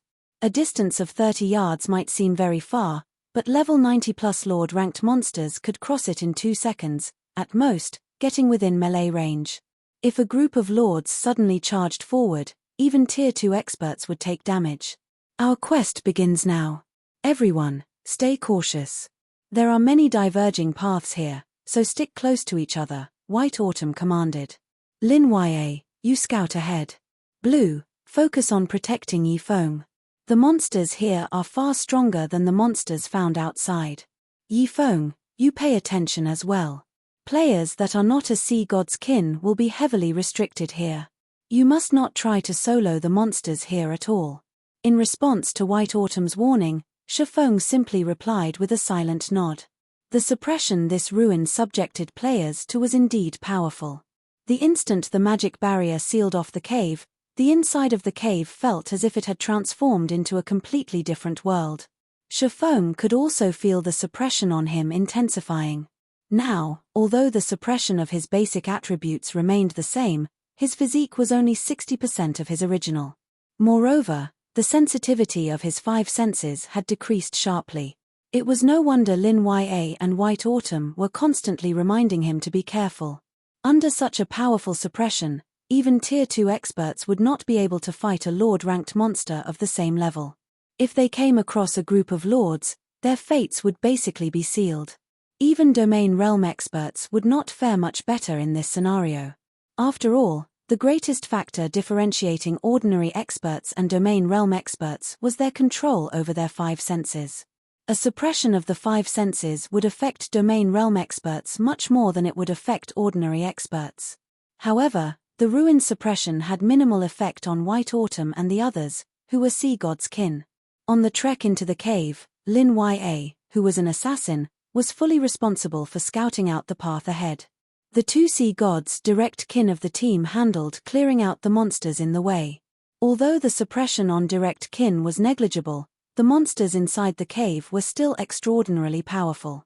Naga Siren, Bloodline Creature, Great Lord, Level 98 HP 63 0000063 000 Nagas possessing special bloodlines filled the cave. Occasionally, the Nagas would suddenly appear from a branch cave and execute a hit-and-run attack on the team or launch a long-range ambush using crossbows. Every one of these Nagas was like a well-trained, expert assassin. They also possessed combat standards reaching the Trial Tower's 5th floor. To White Autumn and the others, however, these Nagas posed very little threat. After all, every one of them possessed basic attributes rivaling those of a great lord of the same level. As for the Silent Rain and Uneducated Bull, the 2 direct kin of the team, their basic attributes were even higher. Before the dozen or so ambushing Nagas could get close to the team, they were already sent flying by a bunch of powerful attacks. We cannot waste stamina here. Accelerate our advance, White Autumn ordered as he shoved back a Naga with his shield. The Nagas inside the cave were endless. No matter how many Nagas the players killed, more would just take the place of the fallen. If they did not speed up their progress, they would eventually die from exhaustion, even if they were more powerful. At White Autumn's words, everyone immediately hastened their footsteps. For the next 3 hours or so, the team kept pushing through swarms of Nagas. However, as they moved deeper into the cave system, not only did the terrain become increasingly complex, but the number of Nagas that attacked them each time also multiplied. Initially, each group would have only a dozen or so Nagas. Eventually, that number increased to at least 20. In addition, the Nagas' coordination with each other constantly improved. Even though White Autumn and the others possessed very high combat standards, they still could not help but feel more and more pressured. Fortunately, this was not White Autumn and the others' first time visiting this place, so they were very familiar with the cave system's paths. Eventually, after fighting for another 2 hours or so, the team arrived at an extremely expansive cavern that housed a large temple. The instant everyone entered this underground cavern, a magic barrier appeared and sealed off the tunnel behind them, preventing the Nagas from chasing them any further. How close! Sure enough, it's much tougher now that we're bringing one more person, Silent Rain said. Glancing at White Autumn, he continued, White, we never agreed to bring an additional person before. You have to increase our remuneration once we get back. Rain, you'd best not go overboard. The Vice Guild leader already offered you a high remuneration. Moreover, our people were the ones responsible for protecting Yifeng. You were only responsible for opening up the path, Lin Ya countered, frowning. She felt very dissatisfied with Silent Rain's demand. If not for this ruin being special, they wouldn't have allowed non-guild members to participate in this quest at all. Fine, then. You guys tank the monsters later on, I'll stay in the rear. If that's the case, I won't have any objections. Silent Rain sneered as he pointed at the 2 golem monsters standing guard before the temple. Rock Giant, Elemental Creature, Grand Lord, Level 101 HP 375, 000000375 0000000U. Lin Ya's complexion turned ashen at Silent Rain's words. Everyone present was fully aware of how powerful level 100+ monsters were. This was especially true for the two rock giants before them. Through her previous experience fighting against these two rock giants, Lin Ya knew that they were not monsters that current players could hope to go up against, even while in an unsuppressed state. Meanwhile, players were prohibited from using magic tools and berserk skills while inside this ruin.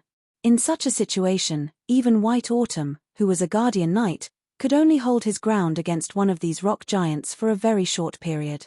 Hence, they had to rely on Silent Rain and uneducated Bull, who were direct kin, to tank and distract the rock giants while the others opened the temple's doors. "How much do you want?" White Autumn asked. From his calm reaction, he had long since expected this situation to occur. "Not much. Just give the two of us one extra ocean boundary stone each. You should know that as direct kin, we burn through ocean boundary stones much more quickly than you people. Moreover, unlike independent players like us, you people from Giant's Heart are filthy rich," Silent Rain replied, smiling. However, just as White Autumn was about to agree to Silent Rain's demands, Shifeng suddenly spoke up in the team chat. "Vice Guild Leader White, you'll pay 2 ocean barrier stones to whoever can tank those 2 monsters?" Shifeng asked. Everyone on the team turned involuntarily to look at him in surprise. Why is this guy adding fuel to the fire? Lin Ya's mood soured greatly when she heard Shifeng's question. Giant's Heart had expended a lot of effort just to protect Shifeng, yet he was actually helping Silent Rain stir up trouble. In this situation, White Autumn also could not help eyeing Shifeng strangely, wondering what Shifeng was up to. Read latest chapters at Wuxia World. EU. If you can safely stop these 2 monsters for 30 seconds, I'll gladly give you 2 more ocean barrier stones, White Autumn said. He did not particularly mind making this additional transaction. Instead, he was more curious about what Shifeng was planning to do. "What? Kid, you want to give it a try as well?" Silent Rain laughed loudly at this development. "Sure. Go ahead if you can, I won't object. As long as you can tank those 2 monsters, I'll also give you the remuneration White promised me." Even a sea god's direct kin like him still had a very tough time tanking one rock giant. The slightest mistake would mean his life. On the other hand, Shifeng wasn't even a sea god's kin. It would be a miracle if he could tank one of the rock giants, let alone 2. "If that's the case, I'll give it a try," Shifeng said before slowly approaching the 2 rock giants. The instant Shifeng got within 100 yards of the 2 rock giants, the latter's eyes suddenly released a crimson glow. Both Grand Lords then started pacing toward the swordsman, their bodies releasing a frightening pressure that made everyone tense up. Chapter 2340, Tier 3 Sword King. Chapter 2340, Tier 3 Sword King. This guy is seriously making more problems for us. Silent Rain has to go all out just to deal with one rock giant. How can one person possibly tank 2? Lin Ya's complexion turned ugly when she saw the 2 rock giants charging at Shifeng. Does he need to behave this way even if he's angry? He is basically making a joke of himself in front of Silent Rain. She could understand why Silent Rain's actions would enrage Shifeng. After all, Silent Rain's demand for additional compensation because of Shifeng's presence was essentially him saying that Shifeng was dead weight. However, Shifeng's trying to prove himself by fighting 2 rock giants at once was simply foolish. After all, inside this ruin, everyone on the team had different tasks. Shifeng's main purpose lay beyond the rock guardians. At that point, once he took out his flying ship, Silent Rain would naturally shut up. "Rain, let's get ready as well. This kid shouldn't be able to last long. If he dies, we'll have to start all over again," uneducated Bull said, unsheathing the crystalline greatsword slung on his back when he saw the rock giants closing in on Shifeng. Although they had yet to reach the starting point of their quest, so long as players died here, they would be automatically resurrected outside the cave and lose 5% of their EXP. Then, the team would have to suicide and leave the cave too. After all, Shifeng held the key to clearing the quest. Uneducated Bull did not wish to waste several more hours fighting through the cave system once more. No rush. This kid should be quite strong. Given how confident he is, he shouldn't have any problems lasting 4 or 5 seconds. It won't be too late for us to take action just when he is about to fall. That'll let him know his own worth and save us a lot of negotiation later, Silent Rain said as he shook his head and smiled. I guess you're right. Uneducated Bull nodded, as he felt Silent Rain's words were reasonable. Every expert possessed trump cards. The rock giants might be very powerful, but Shifeng should not have much of a problem holding his ground against the Grand Lords for a few seconds. In contrast, if Silent Rain and Uneducated Bull took action too soon, they would only devalue themselves. While the two sea gods' direct kin were coming to an agreement, the two rock giants had arrived before Shifeng and were smashing their humongous fists down at him. The rock giants were 10 meters tall, and their fists were large enough to cover a 10-yard radius. Let alone a Tier 2 swordsman, even a Tier 2 assassin would not be able to dodge the rock giants' attacks in time. Meanwhile, even a small scratch from the attack of a level 101 Grand Lord could reap a large chunk of a Tier 2 MT's HP. Facing the attacks of two rock giants simultaneously, a Tier 2 metric tons would have to activate a life-saving skill to survive. Just when everyone assumed that Shifeng would utilize a life-saving skill to stop the two rock giants' attacks, he suddenly unsheathed the abyssal blade and killing ray, then lightly brandished his swords at the two descending fists. In the next moment, two deep, distinct cuts appeared on the rock giant's knuckles. At the same time, the attack trajectories of both fists suddenly changed. In the end, the fists landed roughly 10 yards away from Shifeng, creating large craters in the ground. Before the two rock giants could launch another round of attacks, Shifeng had already appeared behind their feet and executed a horizontal slash with killing ray. Void slash. 6 slashes carrying the power of the void landed on the hamstrings of the two rock giants, each slash inflicting over -800,000 damage on the Grand Lords. The powerful strength the slashes carried also forced the two rock giants to their knees, their offense coming to an abrupt halt. Silence. For a moment, as if time had frozen, silence filled the entire cavern. Whether it was Giants' Hearts members or Silent Rain and Uneducated Bull, everyone wore a dumbfounded expression. None of them could believe this scene was true. Let alone having trouble against the two rock giants, Shifeng practically got the upper hand on the Grand Lords.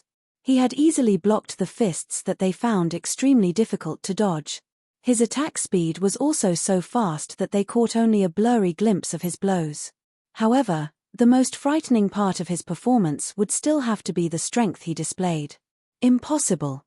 This is definitely impossible. Silent Rain blurted out his thoughts as he watched Shifeng repelling the rock giant's attacks time after time. How can a player have so much strength? The strength of Uneducated Bull, who was a sea god's direct kin and a berserker, was unrivaled in the sea god's realm, yet even he could just barely deflect the attack of one rock giant. On the other hand, Shifeng, who wasn't even a sea god's kin, was actually suppressing the two rock giants all by himself. This feat completely shattered Silent Rain's world view. Tier 3. White Autumn exclaimed. Although he found this unbelievable, it was also the most plausible answer he could come up with. He should be a Tier 3 Sword King. Upon hearing the words Tier 3 Sword King, unprecedented shock filled everyone's heart. Tier 2 classes were commonplace in God's domain, especially among NPCs. Only after reaching Tier 3 would one be considered a powerhouse in God's domain and receive the acknowledgement of NPCs. A Tier 3 class was one of the requirements for becoming the lord of a city. This was also the goal that players like themselves were striving toward. However, even with their current extraordinary strength, they were still not confident of completing their Tier 3 promotion quests. After all, their legacies were very special. This, in turn, meant their Tier 3 promotion quests were much more difficult than the promotion quest of ordinary players. Hence, they needed to make plenty of preparations. Nevertheless, while they were still suffering a headache over their Tier 3 promotion quests, Shifeng had actually become a Tier 3 Sword King already. Who is he? Lin Yae's heart churned with confusion as she gazed at Shifeng. She did not believe that a small guild like Zero Wing could nurture a Tier 3 powerhouse at this stage of the game. After all, None of the various superpowers had a Tier 3 powerhouse yet. Moreover, judging by Shifeng's performance, he definitely wasn't your average Tier 3 powerhouse. When she thought back to how she had tagged along with her guild's 4 peak experts to invite Shifeng in order to show him how strong Giant's heart was, she could not help but find her actions laughable. "Rain, it seems you've bitten off more than you can chew this time," uneducated Bull said in pity. "With his current combat power, even if both of us go at him together, we won't last more than 10 seconds against him." Experts of their caliber understood very clearly just how powerful a Tier 3 class was. The difference between Tier 2 and Tier 3 wasn't limited to basic attributes. Instead, the differences in physique and reaction speed were also massive. The degree of control a Tier 3 player could potentially exert on their bodies was far superior to that of a Tier 2 player. Meanwhile, Silent Rain's complexion also turned extremely ugly at this sight. He had never imagined that such a situation would occur. Originally, he had thought that he could use Shifeng as an excuse to earn a few more benefits from Giant's heart. However, he ended up accidentally stroking the whiskers of a tiger instead.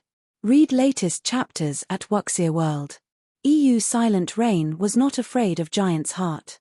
After all, he was practically invincible in the sea god's realm. Unless Giant's heart was willing to dispatch a large force to hunt him down, the guild could hardly do anything against him. However, that was not the case for Shifeng. Shifeng alone would be more than capable of killing him. With the help of a tracking tool, the swordsman could kill him out in the fields anytime he wanted to. "Aren't you going to open the doors yet?" Shifeng prompted White Autumn. He had been fighting for quite some time now, but White Autumn and the others still hadn't taken a single step toward the temple's doors. "Now. We'll open them now."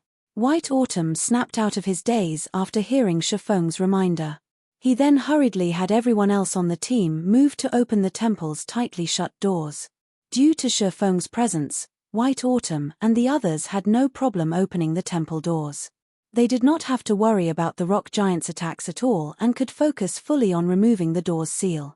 In the end, they took only 25 seconds to open the temple doors completely. After seeing White Autumn and the others enter the temple, Shifeng executed Void Slash and sent the 2 rock giants stumbling back. He then dashed straight for the temple's entrance and disappeared from the dimly lit cavern. Chapter 2341, Mutated Mythic. Chapter 2341, Mutated Mythic. The moment Shifeng entered the temple, he felt as if he had arrived in an entirely different world. Instead of a ceiling, a blue sky hung overhead. Before him was a vast expanse of flowers. Just standing in this place gave him an indescribably pleasant and refreshed feeling. However, some distance ahead stood countless gravestones and statues.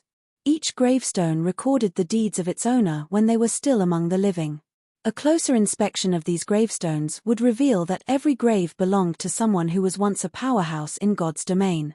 Many of these gravestones even belonged to heroes. Meanwhile, every one of these powerhouses had something in common, the fact that they all died on the same day. A resting place constructed by the sea god. Shifeng could sense faint divine might coming from the gravestones and statues before him. If these things weren't constructed by a god, then it would be impossible for them to pick up a god's aura. After all, an item needed to be in contact with a god for an extended period to absorb the god's aura. Just a graze would not be sufficient. During the time Shifeng was observing his surroundings, White Autumn and the others approached him. "Elder Yi Feng, your guild really has hidden its strength deeply. If War Blood and Starlink find out about this, they'll most likely receive a fright," White Autumn said in admiration as he looked at Shifeng. Although White Autumn had long known that Shifeng possessed extraordinary strength, he never thought that Shifeng was this strong. The fact that Shifeng advanced to a Tier 3 Sword King so soon would serve as a huge deterrence to the various superpowers. After all, nobody could guarantee that, should Zero Wing get pushed into a corner, Shifeng would not invest a large amount of time specifically to make trouble and target the upper echelons and core experts of Zero Wing's enemies. Most likely, only be a few players in God's domain could say with confidence that they could survive against a Tier 3 Sword King. Moreover, Zero Wing also had a flying ship and occupied a medium fortress on Dragonheart Island. After remembering these matters, White Autumn could not help but grow interested in the guild known as Zero Wing. Now, rather than viewing Zero Wing as a pseudo-superpower, White Autumn already considered Zero Wing an existence equal to Giant's Heart. As for Lin Ya, although she was a little in awe of Shifeng's strength, she still could not help gnashing her teeth in anger and frustration, as she felt that Shifeng had just been toying with her. Despite being a Tier 3 powerhouse, Shifeng was insistent on hiding his strength. It would have been fine if he simply kept hiding his strength, yet he chose to reveal it midway through their quest. She felt as if the swordsman had been playing her for a fool. However, as luck would have it, she was utterly helpless to do anything against him. What Lin Ya did not know was that, if not for the extreme importance of ocean boundary stones to Zero Wing, Shifeng wouldn't have bothered interfering at all. After all, it was much easier to just relax at the rear and collect his payment of ocean boundary stones once the quest was done. However, he had received an opportunity to earn 2 ocean boundary stones with merely a little effort. With the value of 2 ocean boundary stones equivalent to 1 piece of level 100 plus epic equipment, only a fool would choose not to make such a trade. Brother Yi Feng, you really concealed your strength perfectly. It is my loss this time. According to our agreement, I'll give you the 2 ocean boundary stones White Autumn promised me, as well, Silent Rain said, admitting his defeat. Nobody present found Silent Rain's decision surprising. Although Silent Rain was a sea god's direct kin and could exert the combat power of a Tier 3 class in the sea god's realm, there were still massive differences between Tier 3s. Silent Rain might be able to cope against ordinary Tier 3 experts, but against a Tier 3 sword king like Shifeng, who could suppress 2 level 101 Grand Lords all by himself, he would be nothing but a joke. Unless Silent Rain successfully advanced to Tier 3 as well, he wouldn't perform any better than other Tier 2 players when fighting Shifeng. However, completing the Tier 3 promotion quest was easier said than done. Even if Silent Rain could get promoted to Tier 3, that was something that would happen only in the distant future. Meanwhile, Shifeng did not say anything about this situation. Gaining 2 additional ocean barrier stones was undoubtedly a good thing for him. With this, his single trip here would earn him a total of 9 ocean barrier stones. This was definitely a huge windfall for Zero Wing. After all, compared to other powers, Zero Wing already possessed a significant advantage when it came to learning combat techniques, the Extraordinary Tower. The further one progressed into the Realms of Truth, the greater the assistance the Realms of Truth would provide. Upon reaching the Ascension Realm, even a Flowing Water Realm expert would have an excellent chance of learning bronze combat techniques. Even if their mastery wouldn't be very high, they would, at least, learn the basic principles of how bronze combat techniques improved one's combat power. Meanwhile, with the help of the ocean boundary stones, Zero Wing would be able to nurture a batch of experts with mastery over bronze combat techniques. At that time, Zero Wing could further stabilize the situation of its various branch guilds. Vice Guild Leader White, may I know what we will be doing next? Shifeng asked as he looked at the sea of flowers around him. What we need to do next is very simple. We just have to get rid of the spirits created by the strange energy leaking out of the graves. The quicker we clear out all of these spirits, the higher our quest completion rate will be. During our previous 2 attempts, we spent nearly 3 days clearing out the spirits. Now that we have your help, we should be able to finish this part much more quickly, White Autumn said, smiling as he pointed at the faint, crimson mist seeping out of the graves. The spirits created by the strange energy were roughly equal in strength to the Naga sirens. However, unlike the Nagas, these spirits were limited in number. One could say that, upon entering this world, they had completed a large portion of the quest already. After eliminating the spirits, all that would be left was removing the strange energy from the graves. Once that was done, not only would White Autumn be able to become a sea god's direct kin, but he would also obtain a sea god's weapon, which would allow him to become the ruler of the seas. While White Autumn was speaking, the strange energy seeping from the graves condensed. A short moment later, translucent undying spirits took shape above the numerous graves. These undying spirits were all geared in excellent weapons and equipment. Their eyes gave off a black glow, and their bodies radiated an indescribably strange energy, which continuously corroded the space around them as if these spirits were trying to taint the space in their own colors. Undying Spirit, Special Energy Being, Great Lord, Level 99 HP 50 0000050 0000000. Although these immortal spirits looked to be only ordinary Great Lords, Shifeng could tell that their combat standards were superior to the Naga Sirens, probably reaching the 6th floor trial tower standard.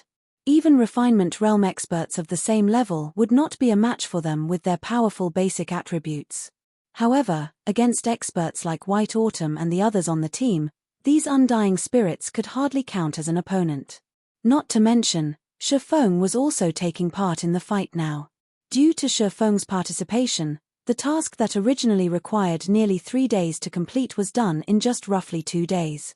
If not for the undying spirit's very low spawn rate, the team would have finished this part of the quest in just 1.5 days. Meanwhile, during these 2 days, almost everyone in the team had received a lot of EXP. White Autumn, Lin Ya, Silent Rain, and Uneducated Bull had all risen to level 98. As for Shifeng, due to the monster's lower level, he did not receive that much EXP from them.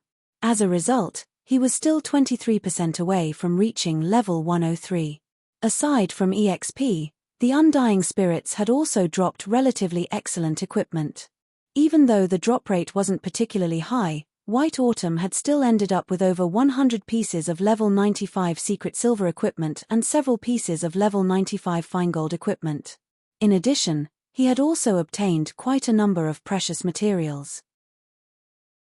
After clearing out the Undying Spirits, White Autumn had everyone sit down and rest in preparation for the final phase of the quest. Once everyone was rested, he took out an aqua blue pendant and chanted an incantation before the graveyard. Immediately, the strange energy remaining in the graveyard went berserk and started gathering rapidly at the center of the graveyard. After 10 seconds, a 6-meter-tall undying spirit appeared before everyone's eyes, wearing a crimson cape made out of the strange energy. At this moment, this undying spirit was looking at the players before it with an evil grin on its face. Upon seeing this undying spirit, whether it was White Autumn or Silent Rain and the others, the expression on their faces changed immediately. That's not right. Why is this boss different from the ones we fought before? Lin Ya could not help her confusion as she stared at the undying spirit. Sunset King, Mutant, Mythic, Level 100 HP 2 700 0000002 700 0000000. Is this Sunset King really the same as the ones we fought before? Silent Rain's complexion darkened as he felt the aura the Sunset King radiated. Its HP is more than triple of the previous ones. Although the 2 Sunset Kings they fought before were similarly mythic monsters, they had not been strong enough to make his scalp tingle.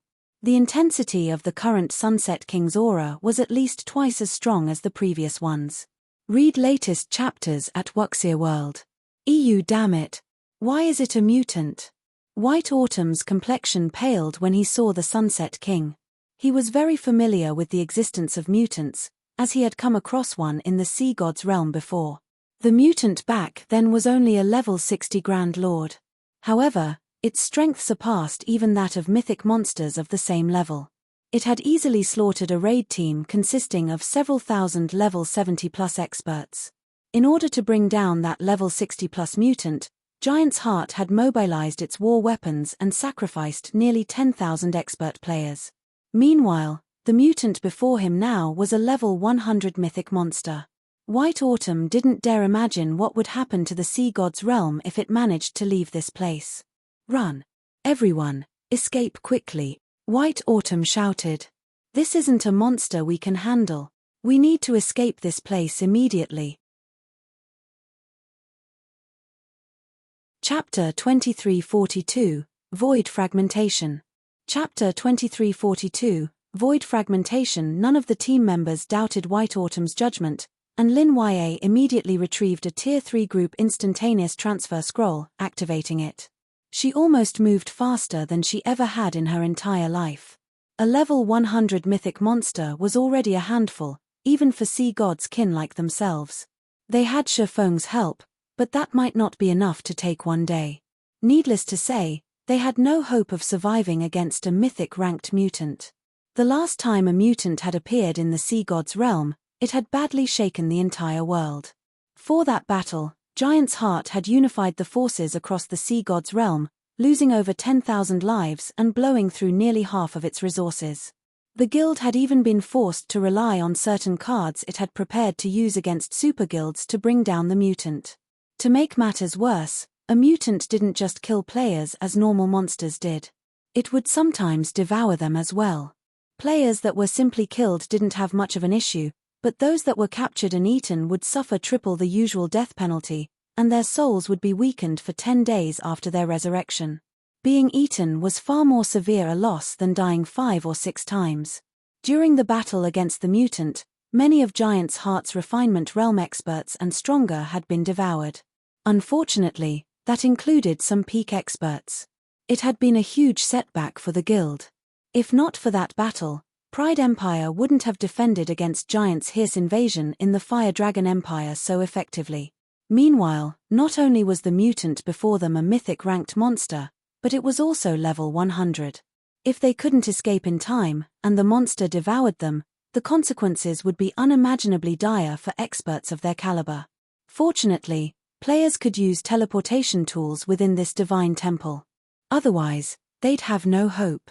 As soon as Lin Ya activated the scroll, a teleportation array appeared under the team members' feet. As a Tier 3 group instantaneous teleportation scroll, it could instantly teleport up to 20 players to the nearest NPC city or a fixed location. She didn't waste a second deciding on the teleport location, setting the scroll to transport them to the nearest NPC city. Shifeng didn't object to White Autumn's decision to retreat in the least. Even with his long years of experience in God's domain, this was the first time Shifeng had encountered or heard of a mythic-ranked mutant. By becoming a mutant, a monster would be akin to a fearsome beast released from its cage. Its basic attributes would undergo a qualitative transformation, and its intellect would substantially increase. At this point, Shifeng couldn't even fathom how powerful the mutated Sunset King had become. He was certain that if he chose to stay, he'd lose his life. Mythic-ranked mutant. By becoming a mutant, a monster would be akin to a fearsome beast released from its cage. Its basic attributes would undergo a qualitative transformation, and its intellect would substantially increase. At this point, Shifeng couldn't even fathom how powerful the mutated Sunset King had become. He was certain that if he chose to stay, he'd lose his life. We're finally safe. Lin Ya breathed a sigh of relief when she saw the countless players wandering the street around them. The rest of the team members nodded in agreement.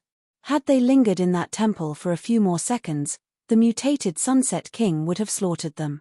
Now that they were in Lake Mountain City, they were safe. Lake Mountain City wasn't a capital city, but it was a major NPC city that was extremely far away from the ruin they had been exploring. Even if the Sunset King wanted to target them, it shouldn't be able to do so. Only White Autumn was disappointed with the outcome. He had gone to great lengths to complete that quest, and just when he had been a step away from his promotion to direct kin and the sea god's weapon, his efforts were wasted. It seems I troubled you for nothing, Elder Yi Feng. I hadn't expected these results. However, I will still pay for your time with 3 ocean barrier stones. I hope that you can accept them, White Autumn apologized. Although he had failed the quest, White Autumn saw the merit in befriending Shifeng after the swordsman's display in the cavern. It wasn't certain that Giant's Heart wouldn't encounter another quest that would require such an expert's assistance in the future. After all, Shifeng had completed his Tier 3 promotion quest far sooner than anyone in God's domain. Even if Giant's Heart's experts reached Tier 3 as well, Shifeng's strength shouldn't be underestimated with the massive lead he had. Silent Rain and uneducated Boole watched Shifeng enviously. According to their agreement with White Autumn, they'd only get paid if they helped complete the quest. Since they hadn't, they'd receive nothing, yet Shifeng had still been given 3 ocean barrier stones. The original agreement they had with Giant's Heart had only involved a single ocean barrier stone as payment. As Shifeng was about to respond to White Autumn's offer, however, an intense shockwave blew through the street, attracting everyone's attention. Some distance away from Shifeng's group, a tear in space opened, and 2 pitch-black hands reached out, slowly prying the tear apart. How is this possible? Lin Ya exclaimed as she watched the black hands emerge. Those hands belonged to none other than the Sunset King. The crimson aura radiating off the crimson hands was the same strange energy that filled the sea god's ruin they had been in. The others on the team stared at the rift as well, just as shocked. This was a monster that could track their teleportation and rip through space to hunt them down. It was the first time they had ever heard of such a creature in God's domain. Before Shifeng and the others could react, the Sunset King stepped through the enlarged spatial tear, its crimson gaze immediately locking onto the group. When it saw Shifeng and his companions, it gave them a sinister grin as if ridiculing Shifeng and the others for thinking they had any hope of escaping it. Void fragmentation. A mythic ranked mutant is actually this powerful? Shifeng was utterly astonished. Normally, not even Tier 4 NPCs could track players when they fled by teleporting, yet this mutated Sunset King was exactly that powerful, forcing open a path that led directly to its prey. To accomplish such a feat, the Sunset King would need to have the strength to fragment space itself. Normally, only Tier 5 or Tier 6 NPCs would have such power. Contrary to Shifeng and his companions' reactions, the players around them seemed excited as they watched the Sunset King emerge. Crap! A mythic monster is sieging the city. This is perfect timing. A level 100 mythic monster. If it dies, it'll definitely drop something excellent. If I can snatch 1 or 2 items, I'll be rich. Lake Mountain City's players didn't panic in the least when they saw the Sunset King. Rather, they hungered for its blood. They were in an NPC city, after all, and the city's NPC soldiers were all level 150 or higher. A measly level 100 mythic monster would just be asking for a beating by trying to attack the city. It wasn't long after the Sunset King's appearance that a group of level 150-plus NPC soldiers arrived and charged toward it. As the soldiers approached, however, the Sunset King removed a strange, crimson scythe from its back. It then brandished the weapon. Crimson blades flew from the scythe, surrounding the Sunset King. The instant these crimson blades slammed into the NPC soldiers, the NPCs flew through the air, heavily injured. Even the buildings lining the street, which were protected by magic arrays, turned into rubble as the attacks sliced through them. Every player within 100 yards of the mutated Sunset King died without even leaving behind their ashes. It was as if they had evaporated instantly. Finally, the city's players realized how afraid they should be of the Sunset King. Are you kidding me? Magic arrays had protected those buildings. Even mythic monsters would need a lot of time to destroy them, yet this monster, the players that had assumed they could take advantage of the Sunset King's arrival were dumbfounded. With a single skill, the mutated mythic monster had heavily injured several dozen level 150-plus, Tier 2 NPCs and flattened the street's buildings. This was the first time any of them had seen such power. White Autumn and his team could only gasp as they watched. How was this a mythic monster? The Sunset King was practically a natural disaster. Read latest chapters at Wuxia World. After repelling the NPC soldiers, the Sunset King returned its attention to Shifeng's group. It walked toward them, and every step it took increased the pressure they felt. For a moment, they all felt as if they were standing before the Grim Reaper himself. Although the process had seemed drawn out, the Sunset King had crossed the distance between it and Shifeng's group in an instant. In fact, Shifeng hadn't even had time to react to the monster's approach. Suddenly, however, a blue-haired man in silver armor and wielding an icy blue, two-handed axe appeared, interrupting the Sunset King when it was still 50 yards from Shifeng and about to swing its scythe again. The instant this middle-aged, blue-haired man appeared, the nearby players breathed a sigh of relief. This man was none other than Lake Mountain City's magistrate, Wesland, a level 180, Tier 4 Heavenly Knight. You're tuning in to the Celestial War YouTube channel. Don't forget to subscribe and join us on this journey to catch the most captivating stories.